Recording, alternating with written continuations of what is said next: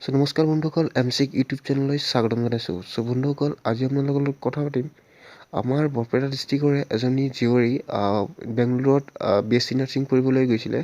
কিন্তু BSc nursing পঢ়িবলৈ যাওঁতে 15 তাৰিখে গৈছিলে, কিন্তু 16 তাৰিখে তাইক ৰেপ কৰি মাৰ্ডাৰ কৰা হয়।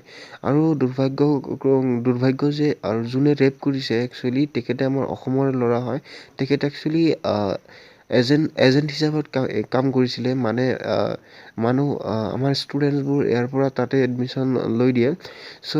তেখেতে ৰেপ কৰিছিলে। ৰেপ হোৱাৰ পিছত অসম চৰকাৰে সোনকালে একশ্যন ল'বৰ কাৰণে আৰু সোনকালে তেওঁক শাস্তি দিয়াৰ কাৰণে হাউলিবাসী ৰাইজে আজি প্ৰতিবাদ সাব্যস্ত কৰিছে। আপোনালোকে ভিডিঅ'টো দেখক, ভিডিঅ'টো চাওক, কেনেদৰে একত্ৰিত হৈ হিন্দু মুছলিম চবে একত্ৰিত হৈ জেচমিন আখতাৰৰ আত্মাৰ সদগতিৰ কাৰণে আৰু একচুৱেলি যোনে ৰেপ কৰিছিলে আৰু মাৰ্ডাৰ কৰিছে তেখেতক শাস্তি দিয়াৰ কাৰণে প্ৰতিবাদ সাব্যস্ত কৰিছে। আপোনালোকক দেখাই আছোঁ।